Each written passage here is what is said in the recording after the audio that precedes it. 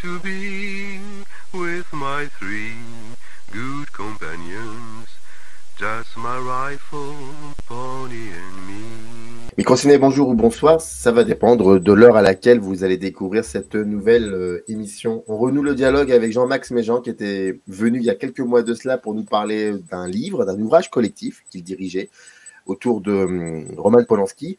Et je crois, si j'ai encore toute ma tête, que tu avais comme ça évoqué, mentionné Abdelatif Kechiche, enfin le projet d'un ouvrage collectif autour de Kechiche. Et finalement, tu nous as pas menti parce qu'il existe bel et bien cet ouvrage collectif. Il est là, je le montre. Voilà. Abdelatif, voilà, un cinéma d'essence. Je lis c'est dirigé par toi et assisté de Hugo Dervizoglou et c'est édité chez Jacques Flamand. Figure Jacques Flamand. Le livre est sorti depuis un certain temps. On a mis du temps. Enfin voilà, il y a eu pas mal de choses qui ont fait que ça a pris du temps, mais on est là et je suis très content, Jean-Max, de renouer le dialogue avec toi. Comment vas-tu avant? Merci beaucoup. Merci beaucoup. Ben, ça va. Donc, tout va bien. J'ai d'autres projets, mais en ce moment, même si c'est difficile, l'édition de cinéma, on s'accroche. Voilà. Qu'est-ce qui est difficile dans l'édition du cinéma? C'est les sujets, les figures? Ben, non, les sujets, c'est pas ce qui manque, c'est de trouver des éditeurs parce qu'il paraîtrait que plus personne ne lit, surtout pas des livres sur le cinéma. Bon, je peux le comprendre aussi parce qu'un livre, c'est cher. Les étudiants, peuvent avoir accès à des bibliothèques, mais les livres ne sont pas achetés automatiquement. On ne trouve pas tout dans les bibliothèques, on ne trouve pas tout sur Internet. Donc, ce livre-là, je crois qu'il coûte 18 € et effectivement, c'est le prix de 2 repas au Resto U ou 3, je ne sais pas, vu l'inflation. Voilà, donc c'est très triste, mais bon, nous, les pauvres critiques de cinéma, on essaie de s'accrocher aux branches, voilà. Et cette idée d'écrire, de questionner le cinéma d'Abdelatif Kechiche, est-ce que c'était une idée qui était là depuis un certain temps? Et puis surtout, est-ce que Kechiche fait partie de ton panthéon de cinéastes? Oui. En fait, disons que je ne peux pas dire que j'ai le projet depuis très longtemps. Parce qu'en fait, moi, j'ai commencé, mais je l'ai peut-être déjà expliqué. Polanski, c'était lié aussi. En fait, j'ai commencé à travailler sur Federico Fellini. J'ai fait 2 thèses sur lui. Après, j'ai écrit des livres, j'en ai dirigé, etc. Et puis, je pense que le premier, après, c'était Woody Allen, parce que pour moi, il s'imposait comme un fils spirituel de Fellini. Ensuite, il y a eu Pedro Almodovar, qui est un fils un petit peu... qui s'en est un peu écarté, disons. Ensuite, Bruno Dumont, Polanski aussi, de quelque part, hein, pour l'imaginaire. Qu'est-ce qu'il y avait? Sergueï Paradjanov aussi. Et donc, Abdelatif Kechiche s'est imposé à moi en discutant avec Hugo Dervizoglou, qui est un jeune homme qui a fait un master de cinéma que tu connais, je crois, et qui était intéressé par la critique de cinéma. Donc, je l'ai associé à ce projet et ça a donné ce livre donc, qui a été écrit à 7 mains. Si on n'écrit qu'avec une main, sinon, si on écrit avec les 2, ça en fait 14. Voilà. Et donc, nous nous sommes posés justement grâce au titre, parce que les titres de livres ont une importance.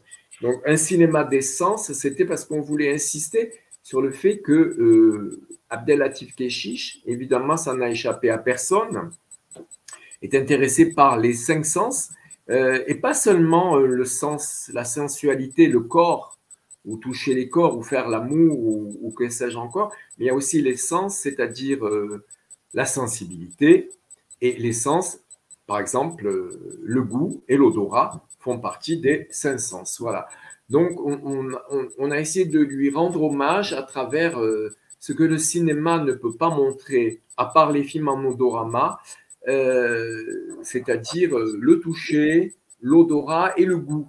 Et le goût, évidemment, je pense à La graine et le mulet, qui est un hommage au couscous tunisien, à base, évidemment, de semoule, mais de mulet, c'est-à-dire le poisson de la Méditerranée. Et avant de poser ma seconde question, rappeler quand même, tu l'as évoqué, les personnes qui ont participé, qui ont contribué à cet Bien ouvrage sûr. collectif. Je les cite et peut-être ensuite on en parle plus précisément. Donc Hugo Dervizoglou, bien évidemment. Il y a Alexis Leroy qui est là, Bernard Longeon, toi-même, bien évidemment, Jean-Michel Pignol, René Prédal,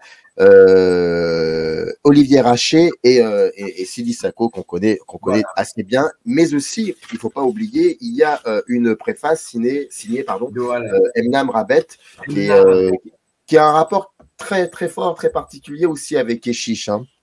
Bien sûr. Alors, Emna a accepté gentiment d'écrire la préface parce qu'elle a écrit une thèse, elle a fait des recherches, elle a fait une thèse sur le cinéma maghrébin et évidemment sur un livre sur Abdelatif Kechiche. Et dans ce livre, donc, elle analyse l'aspect surtout, on ne peut pas dire que sociétal, mais l'héritage, c'est-à-dire tout l'héritage du cinéma maghrébin dont a bénéficié Abdelatif Kechiche, mais également le travail qu'il a fait au niveau de ramener les marginaux comment dire, dans la lumière du film, c'est-à-dire le travailleur immigré, les clandestins, les jeunes de banlieue. Cette fameuse Vénus noire, la Vénus Hottentote, qu'on montrait comme un personnage de cirque, les homosexuels, en l'occurrence les homosexuels, on devrait rajouter 2 L, puisque là, évidemment, je pense à la vie d'Adèle. Bon, tous ces personnages qui sont en fait des personnes qu'on côtoie ou pas dans la société, mais que le cinéma n'a jamais mis vraiment, sauf épisodiquement et de façon quelquefois anecdotique, en lumière. Et là, il les met en lumière. Alors évidemment, moi j'ai écrit le texte sur ce film que j'adore, c'est mon préféré, je crois. Dans les 10 films du monde que j'aime le plus, je dirais c'est La Graine émulée. Parce que La Graine émulée, justement, on ne peut pas dire qu'il analyse, il dépeint les Tunisiens qui sont enracinés dans la ville de Sète, une ville très méditerranéenne avec son port. Et ce mode de vie, justement, mais ce n'est pas fait de façon ni larmoyante ni revendicative. Donc, il montre des gens qui vivent, qui s'aiment, qui se battent et qui essaient de survivre dans une ville qui n'est pas toujours en leur faveur, mais qui n'est pas non plus complètement en leur défaveur. Voilà. Mais est-ce que Keshish ne serait pas, peut-être, avant tout, juste un cinéaste qui filme les différences de classe sociale? Oui, ça se voit beaucoup dans la vie d'Adèle, justement. C'est vraiment la différence entre cette fille avec des cheveux bleus qui est d'un milieu supérieur à celui d'Adèle, qui est d'un milieu très populaire. Et ça se voit d'ailleurs au cours des 2 repas qu'ils prennent. Elle va à un moment donné dans la famille de la fille aux cheveux bleus, là. Et on voit que c'est un milieu très, on va dire snob, mais d'un milieu social aisé, où on mange des huîtres, alors que l'autre, quand elle fait le repas, c'est un repas tout simple à base de pâtes. Voilà. Bon, vous allez me dire qu'on ne peut pas faire la différence de classe sociale juste à ce point de vue-là. Mais c'est ce qui était très intéressant avec Keshish, justement, et je pense que tu as raison de le souligner, c'est que c'est effectivement, c'est pas un sociologue, mais par des petites touches comme ça, comme on le voit également dans la plupart de ses films, que ce soit la Vénus noire aussi, ou que ce soit La faute à Voltaire, bien sûr, ou que ce soit le film qu'il a réalisé sur Marivaux, on voit justement par des petites touches ce qui fait que les personnes, c'est un peu comme l'huile et l'eau, ne se mélangent pas. À des moments, on peut croire que, mais ils ne se mélangent pas. On va toujours trouver l'huile au-dessus et puis l'eau en dessous, au bout d'un moment, quand on laisse reposer le mélange. Et c'est un peu ce qui se passe quand les invités de marque, entre guillemets de marque, à 7 attendent que le restaurant ouvre parce qu'il a pris du retard vu que le couscous, il en manque une partie. Ils s'impatientent et c'est là qu'on remarque d'un seul coup qu'ils sont du côté des dominants, ces gens-là. Ils sont invités, ils sont vraiment impatients de voir à quoi va ressembler ce restaurant, etc. Mais en même temps, ils sont, comment dire, ils ne jettent pas un regard bienveillant sur ce pauvre homme qui a été licencié et qui s'est battu avec sa fille, la fille de sa deuxième femme, si on peut dire, pour l'ouvrir avec la famille. Donc, c'est là qu'on voit que justement, je prenais la métaphore là, de l'huile et de l'eau, et c'est grâce à la danse de Avia Herzi que cette mayonnaise va prendre. Malheureusement, cette mayonnaise cache un drame antique, c'est que pendant ce temps, le père, le pater familias, eh bien, il est mort. Enfin, on suppose qu'il est bien mal. Il est certainement mort à la suite de cette course pour récupérer sa mobilette. Et c'est pour ça que j'avais appelé mon texte d'ailleurs Les voleurs de mobilettes, en référence évidemment à Vittorio De Sica. Quand on regarde un peu, quand on remonte un petit peu le fleuve de sa filmographie à Keshish, est-ce que le rapport qu'il entretient comme ça avec le cinéma, est-ce qu'on a cette impression, cette sensation que finalement, il n'y a que le cinéma qui pouvait lui donner cela? Il y a comme ça des artistes qui sont un peu pluridisciplinaires, mais j'ai l'impression qu'avec Keshish, alors il a été acteur, certes, mais en même temps, il a été acteur, oui. Mais on a l'impression que, comment dire, c'est une erreur de parcours. Alors qu'il a quand même joué 3-4 personnages assez intéressants dans le cinéma français, mais j'ai l'impression que il n'y avait que ça, il n'y avait que le cinéma en tant que cinéaste qui pouvait lui donner ce dont il avait besoin pour regarder le monde, qu'il n'était pas forcément dans l'écriture de textes, de livres, je veux dire, ou dans la musique, ou dans la peinture, même si peut-être il fait un peu tout ça aussi dans ses films. Mais j'ai l'impression que le rapport qu'il entretient avec le cinéma est vraiment un rapport, ça coule dans son ADN, quoi. Alors oui, tout à fait, tu as raison. Je ne le verrai pas faire autre chose que des films. Et ce qu'il faut noter également, c'est cette grande minutie qu'il a. C'est pour ça d'ailleurs qu'il n'a pas fait trop de films, parce qu'il filme des kilomètres de rush. Et plutôt que filmer, je ne dis pas qu'il ne soit pas bon pour filmer, ce n'est pas du tout ce que je veux dire. Parce qu'en fait, il travaille certainement avec plusieurs caméras et ça lui donne un matériel énorme. Tout est fait au montage surtout. Je dirais qu'il est réalisateur et monteur parce que le travail qu'il nous fournit au niveau du montage est absolument remarquable. C'est quelqu'un qui arrive à faire comme s'il faisait du documentaire alors qu'en fait, il fait de la fiction. C'est une fiction documentaire ou un documentaire fictionnel, mais avec un plus dans son style qui fait que ça le différencie des autres cinéastes qui font du documentaire pur et dur ou du documentaire qu'on appelle maintenant fictionnel. La caméra n'est jamais visible, on ne peut pas dire qu'il fasse du méta-cinéma, la caméra n'est pas visible, justement, elle s'est effacée, mais elle nous montre avoir des gens au plus près. Ce qui est frappant quand on voit un film, que ce soit Mektoub My Love, que ce soit La graine est nulle et que ce soit La vie d'Adèle, c'est la proxémie, le fait qu'on entre pratiquement, qu'on soit complètement face à face avec un autre visage et qu'on les voit vivre au sens où on ne se pose pas la question est-ce que c'est le plus beau profil de…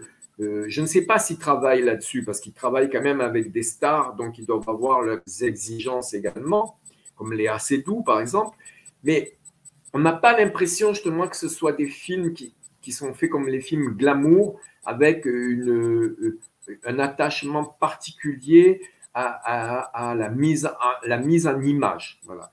On sent qu'ils captent des images, pour être au plus près de la vie, et c'est qu'après cette vie est restituée par son montage. Donc réalisateur et monteur, je dirais. Écoute, il y a un texte de Jean-Louis Comolli qu'il avait rédigé, un court texte pour autre chose. Hein. C'était un texte texte de présentation d'ADOC, qui est l'association des documentaristes, aux États généraux du documentaire à l'USAS en août 93. Et ce petit texte s'appelait Manière au pluriel de faire, forme au pluriel de penser. Manière de faire, forme de penser. Et à un moment dans le texte, il écrit les manières de faire sont toujours des manières de penser. Tu sais, j'ai l'impression que, et je crois que ça rejoint le texte de Sidi Sako sur les conditions, les méthodes, la méthode Keshish. Ah oui. J'ai l'impression que c'est ça, la méthode Keshish. C'est-à-dire que le film commence à se faire, mais la pensée du film commence à se construire pendant le tournage.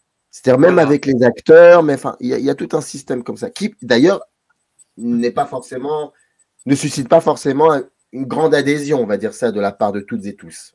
Ah ben non, ça c'est le moins qu'on puisse dire. Alors en plus, le texte que tu cites là de Sidi Sako, tous les textes sont très bien évidemment, mais le texte de Sidi Sako est très intéressant justement parce que Sidi a essayé d'aller au plus près justement de ce questionnement de qu'est-ce qu'on peut montrer, qu'est-ce qu'on peut dire,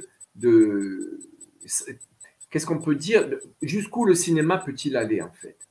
Et c'est là que les gens, je crois, en veulent à Keshish. Bon, il a fait des procès maintenant, mais il n'a jamais été condamné en fait, hein, parce que justement, ce qu'on lui reproche, c'est d'essayer d'aller au plus près. Alors, est-ce que c'est une erreur ou est-ce que c'est ce qui fait la grandeur de son cinéma? Je ne sais pas, moi je ne suis pas là pour donner des bons points ou enlever des mauvais points, je ne sais pas.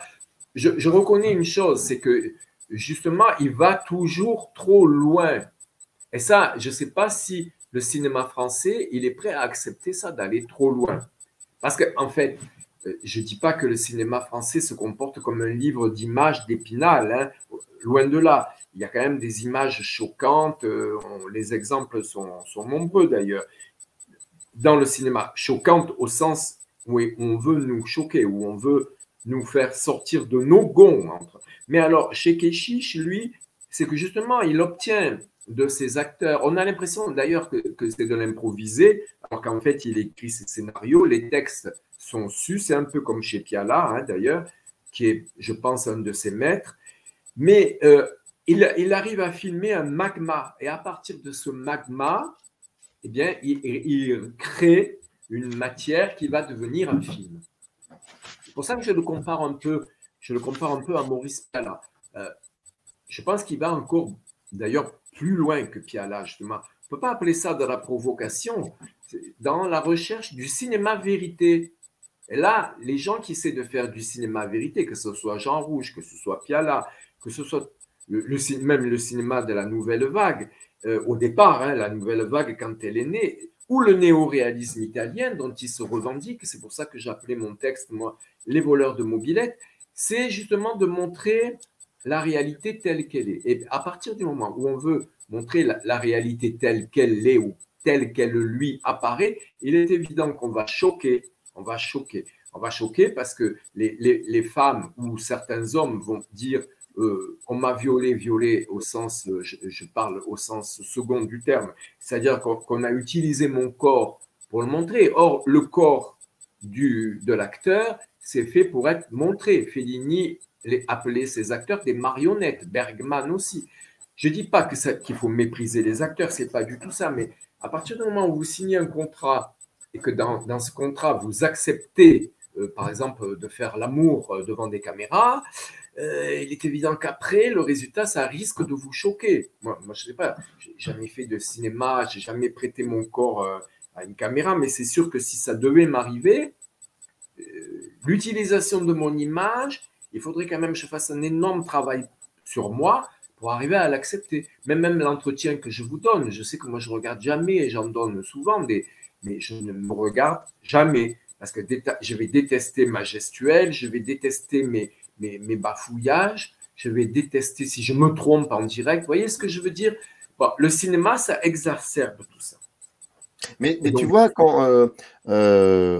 j'ouvre une parenthèse, je te tutoie parce qu'on se connaît depuis très longtemps, oui, c'est pour ça que je me permets ce tutoiement. Je reviens à la parenthèse. Aussi, excuse-moi. Tu as bien fait. Mais tu vois, par exemple, quand on regarde les premiers films de Keshish, acteur, d'accord? Acteur. Oui. Tu sens que, sans vouloir... le film de Bouzid. de Bouzid ou de Bahloul ou de Téchiné, Oui. tu sens que sa manière de jouer, sa gestuelle est toujours, mais toujours en décalage avec la mise en scène de l'auteur. Il y a un truc qui fait que quelque chose ne colle pas. Et j'ai l'impression que cette fièvre qui l'animait était complètement dissociée des intentions, de l'ambiance que voulait installer André Téchiné, Abdelkrim Belloul ou Nouri Bouzid. Il était vraiment à part. Et j'ai l'impression que ce à part, et finalement, il l'a énormément développé dans ses propres films, par le biais de corps d'actrices et d'acteurs qu'il a filmés, qu'ils soient connus ou pas connus. Oui. J'ai cette impression-là. C'est peut-être, tu as raison. En fait, oui, c'est ce que je disais, c'est le montreur de marionnettes, c'est-à-dire que l'acteur, il imagine que l'acteur, dans le fait qu'il exerce un métier à la fois public et un métier où finalement il abandonne sa propre personnalité pour entrer dans celle du personnage qu'il est censé incarner. Je trouve, moi, chez Kechiche, parce que je l'ai regardé, tiens, par exemple, là, quand il est allé à Cinémed à Montpellier, qu'il a été agressé encore une fois, comme Polanski, comme tant d'autres, justement, pour ces faux procès d'intention. Justement, j'ai regardé, je sens chez lui une espèce de timidité. Alors, je ne sais pas comment on peut appeler ça, si c'est de la timidité, de la réserve, de la délicatesse ou de l'élégance. Il a les quatre. En fait, c'est quelqu'un, je pense, je ne le vois pas comme une marionnette. Justement, si tu dis qu'il était en décalage dans les rôles qu'on lui a demandé d'interpréter, c'est que justement, il garde cette espèce de classe, comme on peut dire, qui fait qu'il reste lui-même. Il reste Abdelatif Kechiche. Il ne va pas se mettre à interpréter tous les personnages qu'il demande à ses acteurs à lui, qu'ils soient professionnels ou non professionnels, d'incarner. Je ne sais pas si ça répond à ta question, mais moi, c'est un peu ce que je vois à travers son personnage et son personnage et sa personne aussi, bien que je ne le connaisse pas personnellement, tu vois. Donc, je trouve que grâce à ces acteurs, qui soient ou non professionnels, c'est justement de les forcer à exprimer ce que peut-être lui pressent, ce que lui comprend, ce que lui imagine, mais peut-être que lui ne peut pas interpréter. Est-ce que tu peux nous présenter un petit peu les textes qui ont été écrits dans ce livre, les contributions donc des auteurs oui, les auteurs et j'allais dire l'autrice, mais ça, on en a parlé déjà, Emna qui a écrit cette préface. D'accord, alors Emna, on en a déjà parlé, elle a accepté d'écrire la préface. Alors ensuite, il y a les lumières. Alors, Olivier Rachet, qui vit au Maroc, qui est professeur de littérature et de cinéma, qui vit au Maroc, et lui a écrit sur ce qu'il appelle l'apprentissage des Lumières, les Lumières d'Abdelatif Kechiche. Il a tenté et réussi de montrer justement, grâce à aux deux premiers films de Kechiche, de montrer l'influence de ce qu'on appelle les Lumières, c'est-à-dire ce mouvement philosophique qui est à l'origine de la Révolution française de 1789, pour faire rapidement. Quelle est l'influence de ces Lumières sur son cinéma? Avec, évidemment, la Déclaration des droits de l'homme. Je ne sais pas si les gens se souviennent encore de ce film, La faute à Voltaire. C'est l'histoire d'un premier film, qui essaie d'avoir sa carte de séjour. À un moment donné, on lui dit, tu sais, pour les Français, il faudra que tu parles de liberté, égalité, fraternité. Ils sont très attachés à ça. Voilà, sous-entendu, ils sont attachés dans les textes, puisque c'est écrit sur les frontons des mairies, mais dans la pratique, c'est tout à fait autre chose. Or, le film est très ancien, il a plus de 20 ans. Hein. On voit que de nos jours, ça ne s'est pas arrangé. Donc, rebondissant sur les Lumières, donc là, tout à l'heure, tu parlais d'Alexis Leroy, quand tu as présenté tous les auteurs, lui a travaillé justement sur l'esquive.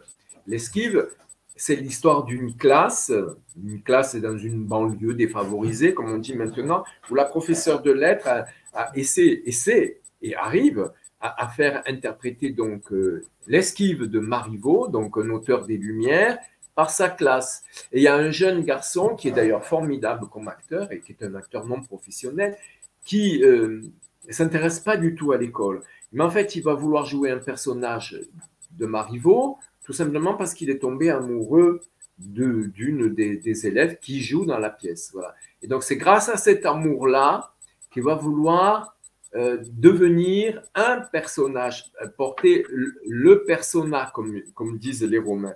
Et là, je vois déjà, comme on verra dans Mektoub My Love avec le jeune scénariste, c'est un double d'Abdelatif Kechiche. Il y a chez ce jeune garçon, il y a cette espèce dont je parlais de timidité, d'être un peu à l'écart et qu'on retrouve chez le personnage du scénariste, justement dans Mektoub My Love.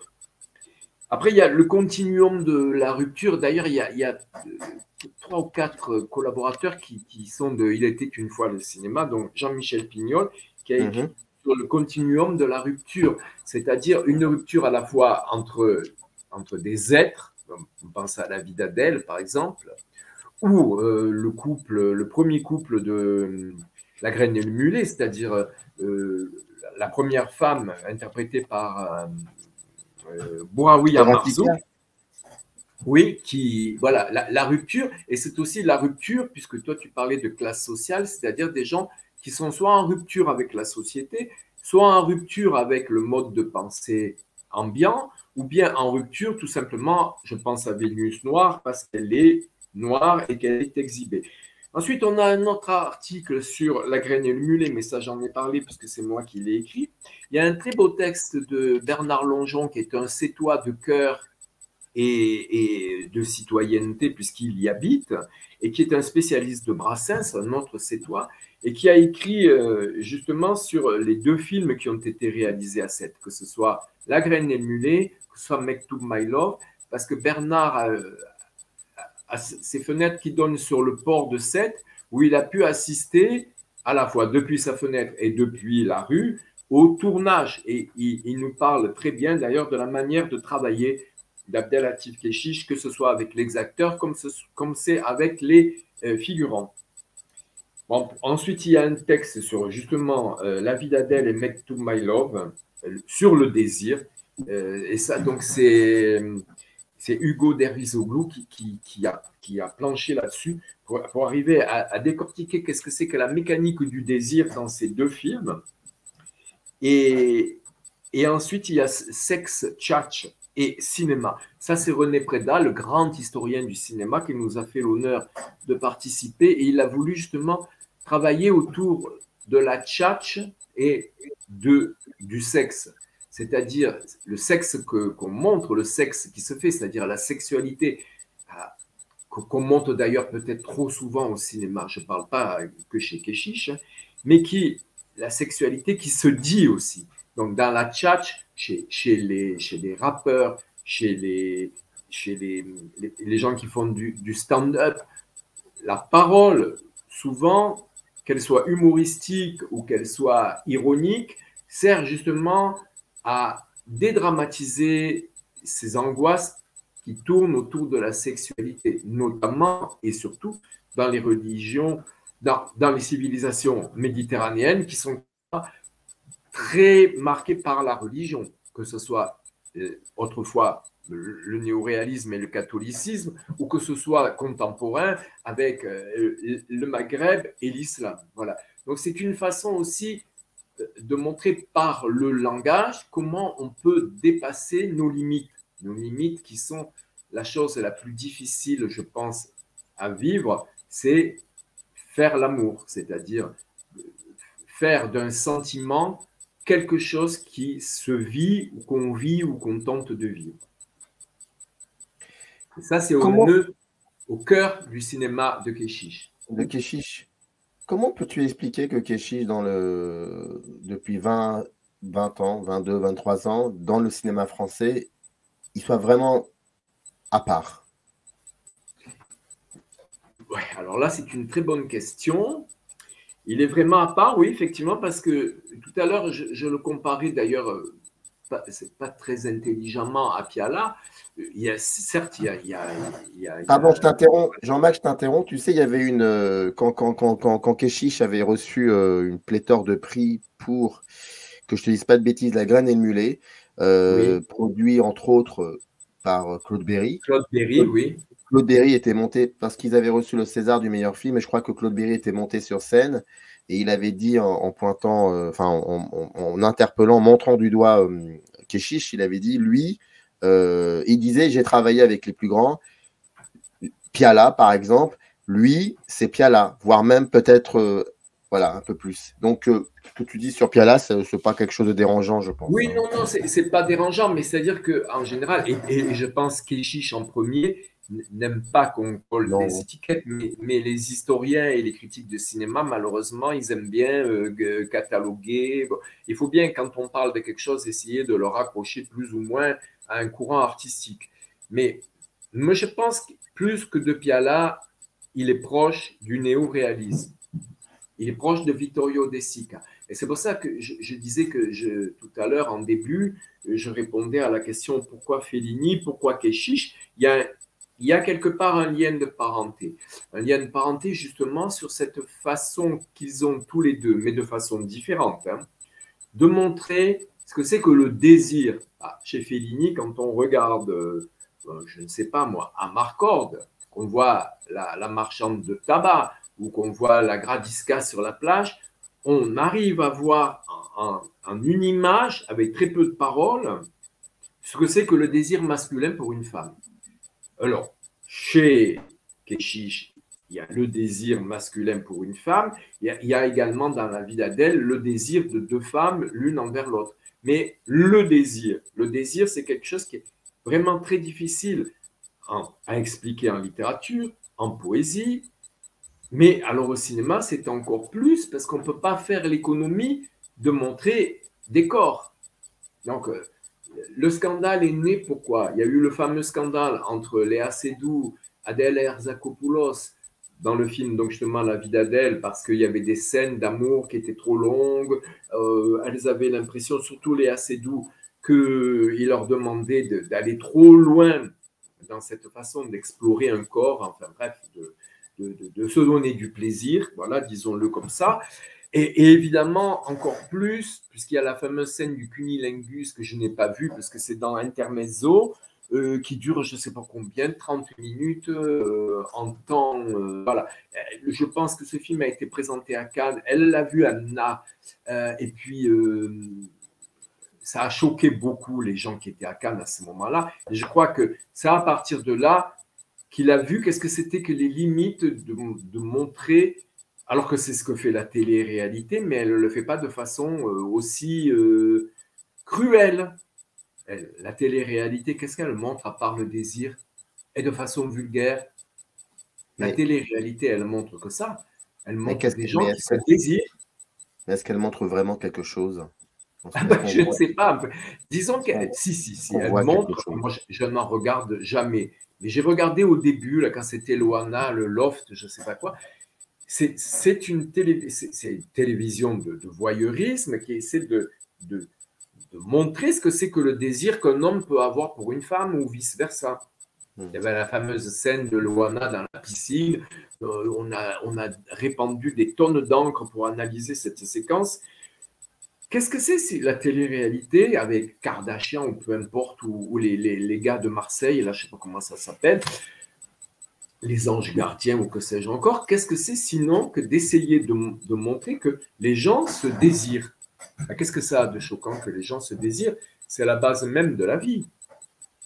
Alors, lui, Keshish, pour revenir à la question, c'est en quoi il est différent des autres? C'est peut-être parce que c'était le seul, peut-être avec Godard, ben dans un autre genre évidemment, à aller au bout de ce raisonnement. Ce raisonnement, quand on va au bout d'un raisonnement cinématographique, on ne peut que se heurter soit à la censure, soit à l'incompréhension, soit au mépris. Le mépris, ça nous ramène évidemment à Godard. Voilà. Je ne sais pas si je me fais bien comprendre, mais c'est pour ça qu'il a une fort différente des autres, et même de Piala. Piala, qui sur la scène a dit « vous ne m'aimez pas, et moi je ne vous aime pas non plus ». Voilà. Lui, il le plaçait sur le plan de l'affect. En fait, il ne s'agit pas du tout d'affect. Je ne crois pas que les gens disent « je déteste Piala en tant qu'individu » ou « je déteste Keshish en tant qu'individu ». Ils détestent ce qu'on leur renvoie de nous-mêmes. Dernière question, mais d'abord je rappelle le livre Abdelatif Keshish, un cinéma des sens. Ça, c'est le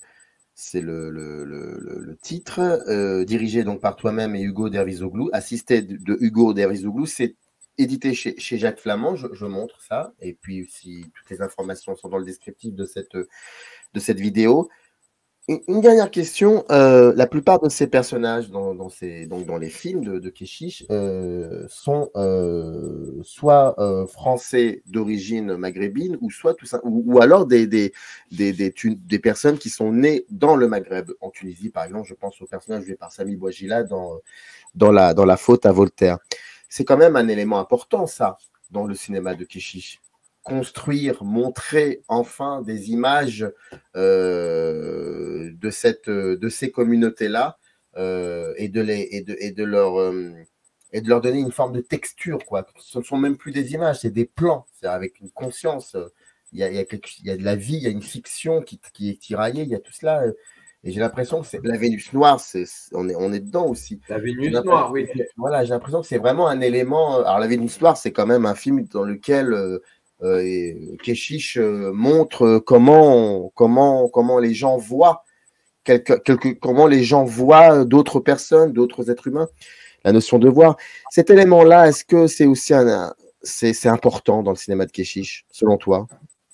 Moi, je pense que c'est évidemment très important, mais je ne sais pas, c'est pas systématique. Il n'a pas fait, disons, il n'a pas fait exprès, il n'a pas dit tiens, je vais montrer. Et en fait, ce qui est très intéressant d'observer, et c'est ce que dit M. Narabé dans son livre et dans la préface de celui-ci, c'est qu'en fait, il ne veut pas victimiser ces personnages, ces personnes ou ces personnages. En fait, ce sont des personnes qui incarnent des personnages. Il les a choisis, évidemment, il ne les a pas grimés, donc il a pris de vrais maghrébins, ou il a pris une noire jouée Vénus noire. Mais il n'en fait pas des victimes, à part peut-être justement Vénus noire qui est victime justement de cette société du 19e siècle où elle était exploitée comme un monstre de foire, ou bien son premier film, La faute à Voltaire. Je ne dis pas que le personnage que joue Bouajila soit un personnage revendicatif, non, pas du tout, mais c'est quelqu'un justement qui est victime de cette société qui l'enferme parce qu'il veut avoir des papiers et qu'il n'y parvient pas.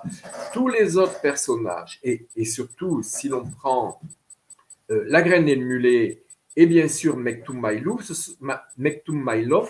sont des gens qui sont vraiment inscrits dans la société française. Les gens, les habitants de Sète, ils sont aussi sétois que la directrice de la banque, que celui qui lui accorde, ou que son patron qui le renvoie parce qu'il ne construit pas assez vite les bateaux. Donc, ils font partie de la même société. Ils ne sont pas présentés ni comme des bourreaux, ni comme des victimes. Ce sont des citoyens comme les autres. Et d'ailleurs, pour preuve, si c'était un Français du quartier latin ou de Saint-Germain-des-Prés qui aurait fait ce film, il aurait choisi, par exemple, des petits Français moyens, des jeunes, qui lui auraient volé la mobilette. Alors, en fait, ça se passe dans leur quartier, un quartier de HLM, et que ce sont des gosses de la même origine. Ce sont des enfants de Maghrébins. Ils ne sont pas... Voilà. Donc, n'importe quel enfant aurait pu voler cette mobilette. En fait, c'est pour s'amuser, c'est pour enquiquiner ce vieux. Et ils vont causer sa mort. Il en va de même aussi pour Mektoum Maïlov. Hein. Ce sont des gens qui sont très intégrés. D'ailleurs, les filles, il y en a qui sont d'origine maghrébine, d'autres pas, qui sont des Sétoises ou des Parisiennes. Il n'y a que... Et alors, évidemment, quand on prend La vie d'Adèle, justement, les deux femmes, les deux ne sont pas du tout issues comment on dit maintenant, des minorités visibles ou du Maghreb, ou voilà. Donc, ce sont deux Françaises typiques, quoi. Adèle et la fille aux cheveux bleus. Donc, je pense que chez lui, s'il choisit ces personnages-là, notamment dans Mektoum Maïlov, c'est parce que c'est un milieu qu'il connaît bien. C'est son milieu d'origine. Voilà, je ne sais pas si j'ai répondu à la Mais question. écoute, parfaitement, Oui. tu as répondu. Merci. Tu as répondu. Abdelatif Kechiche, un cinéma des sens, c'est édité chez Jacques Flamand dans la collection Figure. Et c'est un ouvrage collectif dirigé donc par Jean-Max Méjean qui était là pour nous en parler et assisté de Hugo Dervizoglou. Je vous montre tout ça. Voilà. Merci beaucoup en tout cas Jean-Max. Les informations sont dans le descriptif de la vidéo et c'était un plaisir en tout cas de discuter avec toi. J'imagine que tu travailles sur un autre projet là. Oh là là, oui, plein. Alors, il y a un projet sur collectif. C'est pas moi qui le dirige, mais enfin, j'y participe sur Vittorio De Sica, dont on va fêter bientôt le 60e anniversaire de la mort en 2024. Il y a un projet justement avec Hugo et Jean-Michel Pignol, justement, comme par hasard, tiens, sur Maurice Pialat. Parce que travailler sur Kechiche, ça nous a donné envie évidemment de travailler sur Pialat. Et puis il y a un livre qui sort dans un mois, coécrit sur Amarcord, évidemment, sur Fellini. Ben, voilà. Qu'est-ce qu'il y a encore comme autre chose? Pour le moment, je crois que c'est tout. Pour le moment. C'est très bien déjà. Et ah oui, un projet sur le cinéma et l'opéra. Voilà. Mais ça, c'est un énorme projet qui devrait voir le jour en 2024. Bon, j'aimerais bien, je ne sais pas s'il va écouter l'émission, mais j'aimerais bien une préface soit de Martin Scorsese, soit de Francis Ford Coppola. Vous voyez, s'ils sont là, c'est un appel. Oh, tu sais, ne les sous-estime pas trop. Hein. Je pense qu'ils font partie des premiers abonnés de la revue Microciné il y a 2 ans déjà. Mais bon, tu le mérites largement. Bon, et en plus, je sais que c'est une émission qui est très écoutée. Merci à toi, Jean-Max. Merci de m'avoir invité. Hein. Merci je t'en prie. Et merci à ceux qui ont écrit le livre aussi au passage. Merci à tous. Merci beaucoup. Générique. Up arrive in the canyon, that's where I long to be, with my 3 good companions, just my rifle, pony and